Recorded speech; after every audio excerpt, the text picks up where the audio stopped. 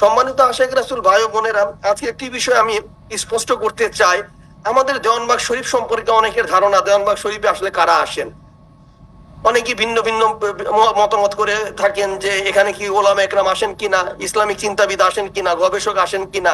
আসলে কি, আমরা তো সুফিবাদের চেতনায় বিশ্বাসী, আর যারা সুফিবাদের চেতনায় বিশ্বাসী থাকে তাদের ভিতর যে বিষয়টা কাজ করে, অর্থাৎ আমার মহান শিক্ষক বলেন আমিত্ব, অহংকার, ঐশ্বর্য এবং নিজেদের ভিতর যে শিক্ষা, অর্থ, বৃত্ত সবকিছু ভুলে গিয়ে কিন্তু মুর্শিদের দরবারে আসতে হয়, মন শিক্ষকের দরবারে আসতে হয়।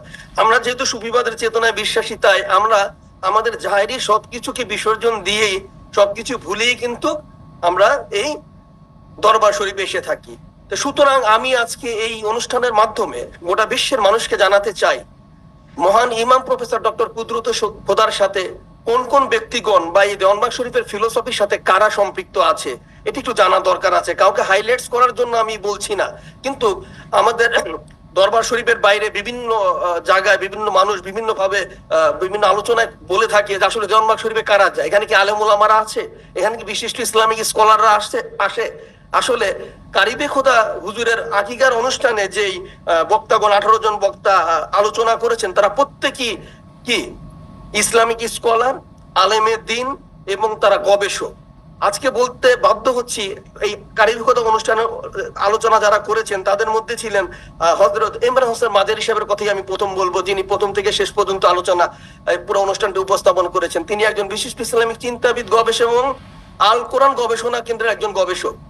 সুতরাং যারা ইমাম প্রফেসর ডক্টর কুদরত খোদা মাদ্দাদ আলী হুজুরের পরামর্শে, নির্দেশে এই মোহাম্মদ ইসলামকে এগিয়ে নিয়ে যাচ্ছেন, তারা প্রত্যেকটি স্ব স্ব মহিমায় উদ্ভাসিত। তারপর দেখেন আমাদের আরেকজনের কথা বলতে হচ্ছে, এখানে আলোচনা করেছেন হযরত ফখরুদ্দিন রাজি সাহেব, বিশিষ্ট আলেমে দিন। তিনি মুফাসসিরে কোরআন, মুহাদ্দিস এবং মুফতি, এবং তিনি প্রসিদ্ধ মাদ্রাসা থেকে 5টি বিভাগে সর্বোচ্চ ডিগ্রিধারী। সে কারিবে খোদার আকিকার অনুষ্ঠানে তিনিও আলোচনা করেছেন। আকিকার অনুষ্ঠানে আলোচনা করেছেন আমাদের আল্লাহ হযরত মাওলানা সাব্বির আহমেদ ওসমানী সাহেব, যিনি MM ডবল, বিটিভি, বেতার এবং বিভিন্ন টেলিভিশনের তিনি তাফসির কারক এবং ধর্মীয় আলোচক, যিনি সৌদি আরবের রিয়াদের দারুল ফালা জামে মসজিদের সাবেক খতিব, ফাল্গুনী টিভির তিনি ব্যবস্থাপনা পরিচালক। সম্মানিত আশিক রাসূল ভাই ও বোনেরা, আলোচনা করেছেন হযরত রুহুল আমিন কুদ্দুসী সাহেব, তিনিও একজন ইসলামিক চিন্তাবিদ এবং গবেষক। এই কথাগুলো কেন বলছি? সমাজের কোন স্তরের মানুষগুলো মহান ইমাম প্রফেসর ডক্টর কুদরত খোদা মাদ্দাতুল আলী হুজুরের পরামর্শে ধর্ম এগিয়ে নিয়ে যাচ্ছেন, তারা কি ধর্ম বুঝেন না? এই যে জ্ঞানী গুণী ব্যক্তিবর্গ যারা আলোচনা করেছেন, যাদের কথা বললাম, এছাড়া তো আরো আলেম ওলামারা ছিল, প্রত্যেকটি কিন্তু ধর্ম বিষয়ে বিশাল পাণ্ডিত্য তাদের রয়েছে। তো সুতরাং দেওয়ানবাগ শরীফে কোনো একটা সাধারণ ইনস্টিটিউশন নয়। এই দেওয়ানবাগ শরীফ হচ্ছে এমন একটি আধ্যাত্মিক ইনস্টিটিউশন, যেখানে এসে আলেম ওলামারা সত্যের সন্ধান লাভ করছে, সত্যের আলোকে নিজেকে উদ্ভাসিত করছে। আপনারা অধ্যাপক আব্দুল মান্নান মিয়া স্যারের কথা বলতে হবে, তিনিও আকিকার অনুষ্ঠানে আলোচনা করেছিলেন। অধ্যাপক আব্দুল মান্নান মিয়া একদিকে অ্যাডভোকেট, একদিকে ঢাকা ইউনিভার্সিটি থেকে বাংলায় তিনি মাস্টার্স করেছেন, আবার কামেল তিনি মাদ্রাসায় কামেল সর্বোচ্চ ডিগ্রি তিনি অর্জন করেছেন, তিনি নোটারি পাবলিক ছিলেন। এই সকল ব্যক্তিবর্গ আজকে মহান ইমামের নির্দেশনায় কি করছেন? মোহাম্মদ ইসলামকে হৃদয় ধারণ করছেন। সুতরাং দেওয়ানবাগ শরীফ কোনো ফেলনার বিষয় নয়, এখানে সব জ্ঞানী গণিদের সমাহার ঘটে।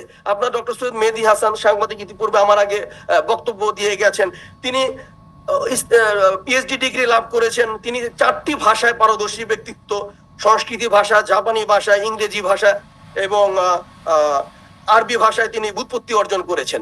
সম্মানিত আশিক রাসূল ভাই ও বোনেরা, আপনারা আরেকজন বক্তার কথা বলতে হবে, ডক্টর পিয়ার মোহাম্মদ স্যার, যিনি সাবেক অতিরিক্ত সচিব।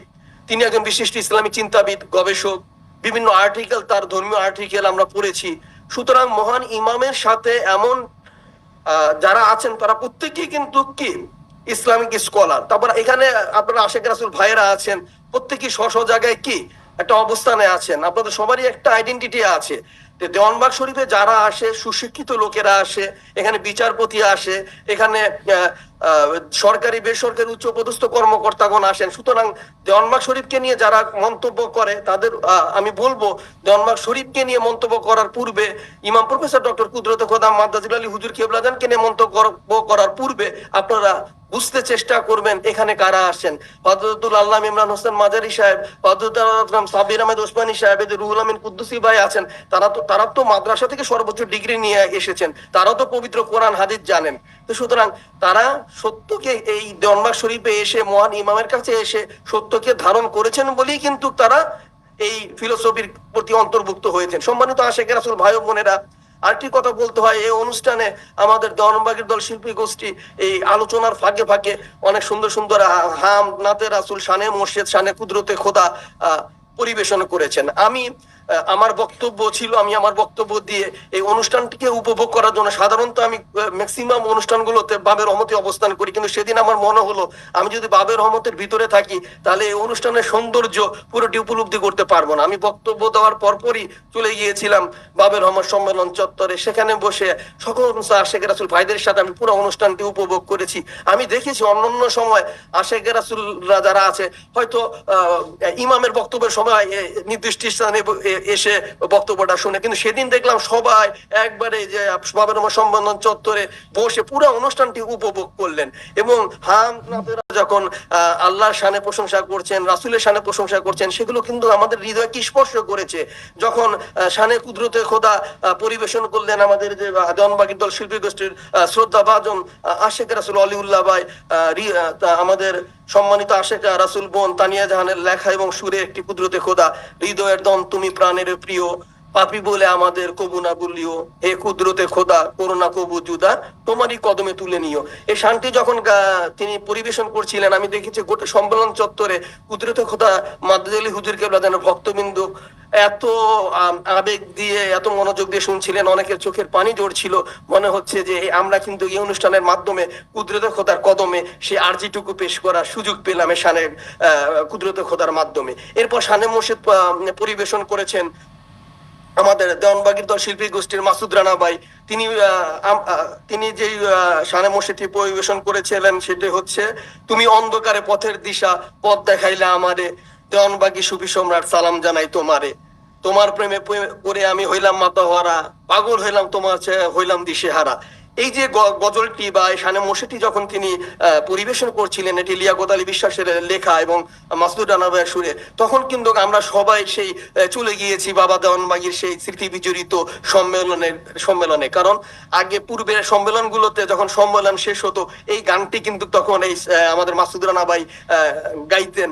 আমরা কারিবে খোদার অনুষ্ঠানের মাধ্যমে সেই বাবা দেওয়ানবাগীর সেই ঐতিহাসিক যে গজলটি শানটি শোনার সৌভাগ্য হলো, এবং আশিকে রাসূলুল্লাহ খুব শুনে আমি তো ব্যক্তিগতভাবে খুব ভাইস পেয়েছি, শান্তি পেয়েছি।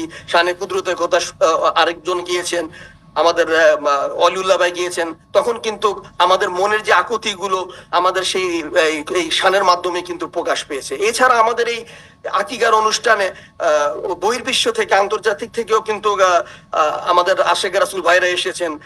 আমি চারজন আশেকে রাসূল ভাই, অনেকেই তো এসেছেন, সবাইকে তো বক্তব্য দেওয়ার সুযোগ দেওয়া সম্ভব হয় না। ইতালি থেকে আলী হায়দার ভাই, যিনি ওয়ার্ল্ড আশেকে রাসূল অর্গানাইজেশনের একজন মেম্বার, তিনি আলোচনা করেছেন। তারপর ইতালি শাহজালাল ব্যাপারী, কান্ট্রি কোঅর্ডিনেটর, সৌদি আরব থেকে এসেছেন, তিনি আলোচনা করেছেন।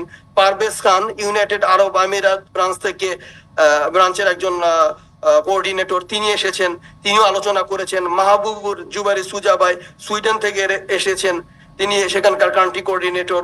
জারিফউদ্দিন ভাই, যে আশেকের রাসূল জারিফউদ্দিন ভাই, তিনি ইউনাইটেড কিংডম অর্থাৎ যুক্তরাজ্য থেকে এসেছেন, country assistant country coordinator UK branch.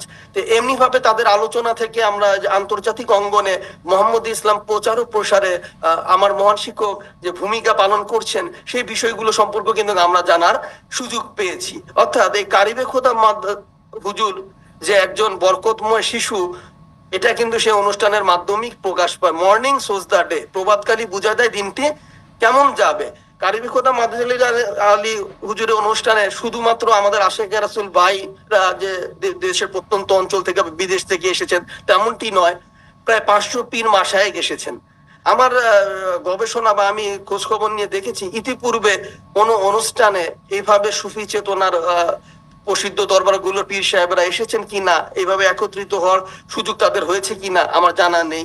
আপনারা জানেন 10টি স্কুলে তাদের জন্য বিশেষভাবে বসার ব্যবস্থা করা হয়েছিল এবং তারা স্বতঃস্ফূর্তভাবে অংশগ্রহণ করেছে। এর মাধ্যমে কিন্তু একটি বার্তা আমরা জানার সুযোগ হলো, মোহাম্মদ ইসলাম কিন্তু থেমে নেই। মোহাম্মদ ইসলাম তার নিজস্ব গতিতে সমুজ্জ্বল গতিতে কিন্তু এগিয়ে চলছে। আমার মোর্শেদ যেই মহামানবের নিকট এই মোহাম্মদ ইসলামের দায়িত্ব দিয়ে গেছেন, এই 4 বছরের ভিতর তিনি কিন্তু গোটা বিশ্বে একটু নাড়াচাড়া, গোটা বিশ্বে একটি কি বলবো এমন ভাবে মোহাম্মদ ইসলামকে প্রচার করছেন, এটার একটা ইম্প্যাক্ট কিন্তু আমরা দেখতে পাচ্ছি। কারবি খোদা হুজুরের আকিকার অনুষ্ঠান তারই একটি বহিঃপ্রকাশ। এখানে যেভাবে বিভিন্ন দরবার, প্রসিদ্ধ দরবারে পীর মাশায়েখরা এসেছেন এবং তারা যেভাবে এই অনুষ্ঠানকে নিয়ে অ্যাপ্রিসিয়েট করেছেন, সত্যি এটা কিন্তু আমাদেরকে অনুপ্রাণিত করেছে, উৎসাহিত করেছে। এবং গোটা সুফি সমাজ যে এখন এক ঐক্যবদ্ধ হচ্ছে, আমাদের মহান ইমাম গোটা সুফিদেরকে ঐক্যবদ্ধ করার যে আহ্বান জানিয়েছেন, তার আহ্বানে সাড়া দিয়ে কিন্তু পীর মাশায়েখরা স্বতঃস্ফূর্ততার সাথে একত্বতা প্রকাশ করেছেন। দেখেন, যে কোনো বিষয়েরই কিন্তু ইতিবাচক এবং নেতিবাচক দিক থাকে। তবে আমাদেরকে নিয়ে যারা সমালোচনা করেন সংখ্যায় তারা খুবই কম। তাদের এই সমালোচনা গুলোকে কখনোই আপনারা কানে নিবেন না। এটা স্বাভাবিকভাবে দেখবেন হযরত আব্দুল কাদের জিলানী রহমতুল্লাহ আলাইহ, মুজাদ্দেদ আল ফেসানি রহমতুল্লাহ আলাইহ, যত প্রসিদ্ধ ওলি আল্লাহগণ জগতের বুকে এসেছেন, প্রত্যেককে নিয়ে কেউ না কেউ ক্রিটিসিজম করে। তো এখানেও ক্রিটিসিজম থাকবে।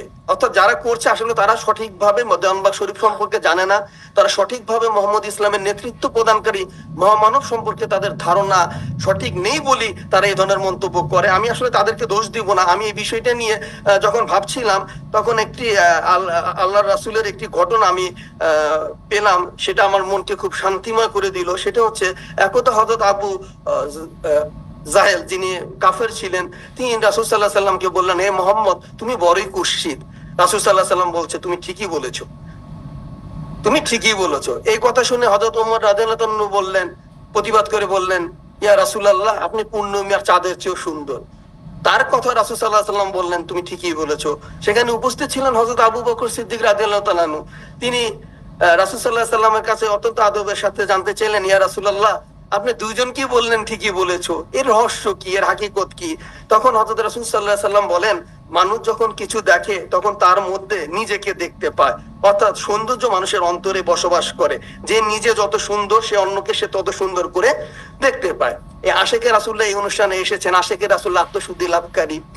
যারা পীর মাশায়েখরা এসেছেন তারা তো আত্মশুদ্ধি শিক্ষা দিয়ে থাকেন। তারা কিন্তু অনুষ্ঠানে এসে নিজেদের সৌন্দর্যটাই কিন্তু উপলব্ধি করতে সক্ষম হয়েছেন। আর যিনি সৌন্দর্যটা উপলব্ধি করতে পারেননি, তার ব্যর্থতা, তার চরিত্র, তার আদর্শ হয়তোবা সেই আবু জাহেলের মতোই।